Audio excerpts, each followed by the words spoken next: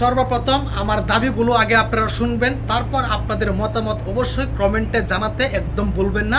আমাদের বাংলাদেশে যেই প্রধানমন্ত্রী হবে, নতুন প্রধানমন্ত্রী যেই হবে, আওয়ামী লীগ, বিএনপি, জামাত, ইসলাম যেই হোক, একজন তো অবশ্যই হবে।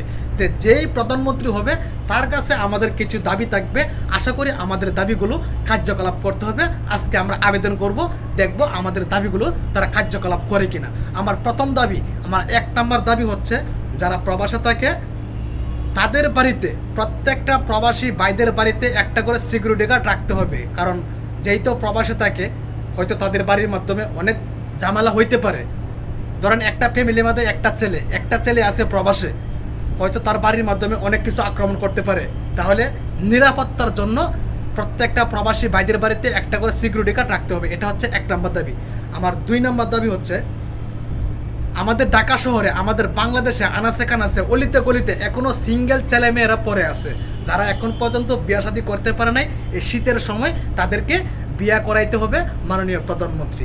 আমার 2 নম্বর দাবি হচ্ছে, আমার 3 নম্বর দাবি হচ্ছে, যদি কোনো স্বামী তার বউকে, তার স্ত্রীকে মারপিট করে, তাহলে অবশ্যই সেই পুরুষকে 6 মাসের জেল কার্যকলাপ করতে হবে। আমার 4 নম্বর দাবি হচ্ছে, যদি কোনো মেয়ে বা কোনো মহিলা তার জামাইকে, তার স্বামীকে মারপিট করে বা খারাপ আচরণ করে, তাহলে অবশ্যই সেই মহিলাকে বা সেই মেয়েকে 6 বছরের জেল কার্যকলাপ করতে হবে। আমার 5 নম্বর দাবি হচ্ছে, যদি কোনো ছেলে মেয়ে প্রেম করে কিন্তু বিয়ে করতে পারে নাই, তার ফ্যামিলি সেটা মানে নাই, সেটাকে মানাইতে হবে এবং তাদেরকে বিয়ে করাইতে হবে। আমার 6 নম্বর দাবি হচ্ছে, আমাদের বাংলাদেশে যেসব মহিলা এবং পুরুষ 60 বছরের উপরে বয়স হয়ে গেছে, তাদেরকে বয়স্কর ভাতার কাট করে দিতে হবে মৃত্যুর আগ পর্যন্ত। আমার 7 নম্বর দাবি হচ্ছে, যদি কোনো মহিলা গর্ভবতী হয়, তাহলে সেই গর্ভবতী থেকে যে সন্তানটা হবে 2 বছর আগ পর্যন্ত সেই ফ্যামিলিতে প্রতি মাসে 5,000 টাকা করে দিতে হবে। আমার 8 নম্বর দাবি হচ্ছে, আমাদের বাংলাদেশে যত সরকারি কর্মকর্তারা আছে, সেনাবাহিনী, নৌবাহিনী, আর্মি, পুলিশ এবং যারা আছে, প্রত্যেকটা মানুষের স্যালারি 5,000 টাকা করে বাড়াইতে হবে। আমার 9 নম্বর দাবি হচ্ছে, যদি কোনো সন্তান তার মাকে মারপিট করে বা খারাপ আচরণ করে, তাহলে অবশ্যই তাকে যাবজ্জীবন কারাদণ্ড দিতে হবে। আমার 10 নম্বর দাবি হচ্ছে, যদি কোনো মেয়ে একটা ছেলের সাথে সে রিলেশন করে, কিন্তু সেটা হচ্ছে একটা অভিনয়, তার কাছ থেকে টাকা আনার জন্য অনেক ক্যাপাসিটি করে এবং তাকে ফান্দে ফেলায়, যদি এরকমভাবে কেউ ধরাইতে পারে, তাহলে মাননীয় প্রধানমন্ত্রী অবশ্যই সেই মেয়েটার বিচার করতে হবে এবং তাকে 10 বছরের কারাদণ্ড দিতে হবে। আমার 11 নম্বর দাবি হচ্ছে, আমাদের ঢাকা শহরে গার্মেন্টস এবং সোয়েটার, যদি 1 পিস মালের দাম, যদি 1 পিস কাজের দাম 30 টাকা হয়, তাহলে প্রতি পিসে 5 টাকা করে বাড়াইতে হবে। আমার 12 নম্বর দাবি হচ্ছে, আমাদের ঢাকা শহরে গার্মেন্টসের মাধ্যমে যত স্টাফ আছে, যদি তাদের বেতন থাকে 25,000, তাহলে করতে হবে 30,000, আর যার আছে 30,000 তার করতে হবে 35,000। এটা কার্যকলাপ করতে হবে। আমার 13 নম্বর দাবি হচ্ছে, আমাদের এই বাংলাদেশে কোনো চাঁদাবাজি চলবে না। যদি কেউ চাঁদাবাজি করে রাস্তাঘাটে, অলিতে গলিতে, তাহলে অবশ্যই তাকে 20 বছরের কারাদণ্ড দিতে হবে। আমার 14 নম্বর দাবি হচ্ছে, আমাদের এই সোনার বাংলাদেশে, স্বাধীন দেশে কোনো মাদক ব্যবসায়ী চলবে না। কোনো গাঁজা খাওয়া, এই বাবা খাওয়া, এগুলো কোনো চলবে না। যদি কেউ গাঁজা খায়, বাবা খায় বা মাদকের ব্যবসা করতে গিয়ে ধরা খায়, তাহলে অবশ্যই তাকে যাবজ্জীবন কারাদণ্ড দিতে হবে।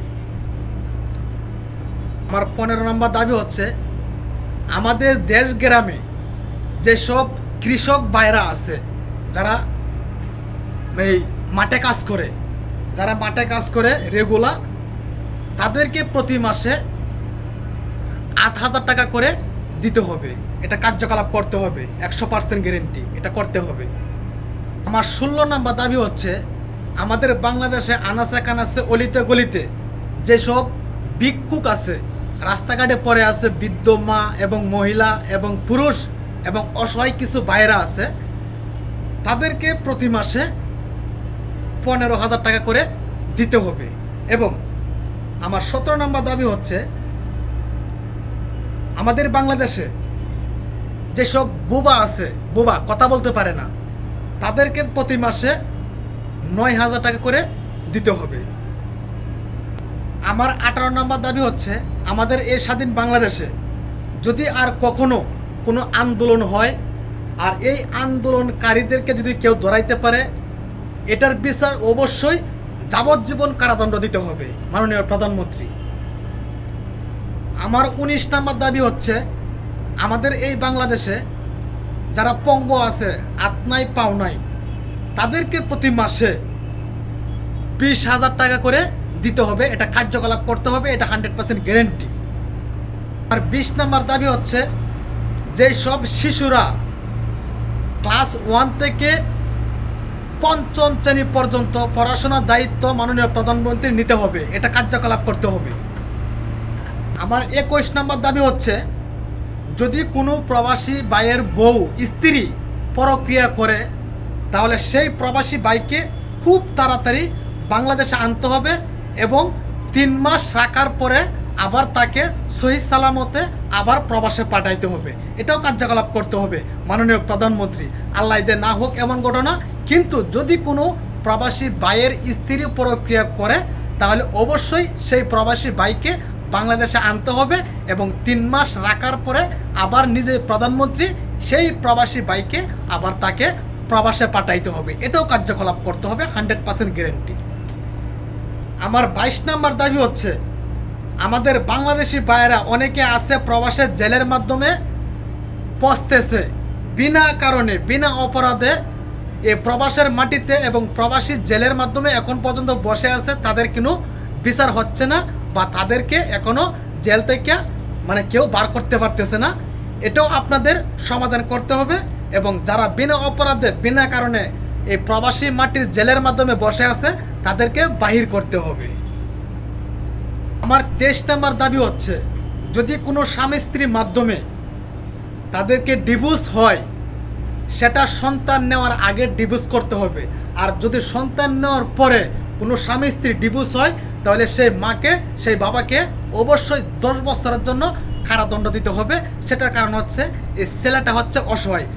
এর কারণে আমি বলছি যদি ডিভোর্স করতে হয় তাহলে সন্তান নেওয়ার আগে ডিভোর্স করতে হবে, আর যদি সন্তান নেওয়ার পরে ডিভোর্স হয় তাহলে অবশ্যই সেই মাকে আর সেই বাবাকে 10 বছরের কারাদণ্ড দিতে হবে। 24 নম্বর দাবি হচ্ছে যদি কোনো স্কুলে এবং মাদ্রাসায় বা কোনো মাজারে কোনো মানুষে আক্রমণ করে বা ভাঙার চেষ্টা করে তাহলে তাদেরকে অবশ্যই 6 বছরের জেল কার্যকলাপ করতে হবে মাননীয় প্রধানমন্ত্রীর। আমার 25 নম্বর দাবি হচ্ছে যদি কোনো ছেলে তার ঘরে বউ থাকার অবস্থায়, তার স্ত্রী থাকার অবস্থাও যদি কোনো মেয়ের সাথে সে প্রেম করে বা রিলেশন করে তাহলে সেই ছেলেটাকে 15 বছর কারাদণ্ড দিতে হবে। আমার 26 নম্বর দাবি হচ্ছে যদি কোনো মেয়ে বড় স্বামী থাকার অবস্থায়, তার স্বামী থাকার অবস্থাও যদি কোনো ছেলের সাথে প্রেম করে বা রিলেশন করে বা পরক্রিয়া করে তাহলে সেই মেয়েটাকে 20 বছরের জন্য কারাদণ্ড দিতে হবে। আমার 27 নম্বর একদম লাস্ট, অবাক হয়ে যাবেন শুনলে, একদম অবাক হয়ে যাবেন।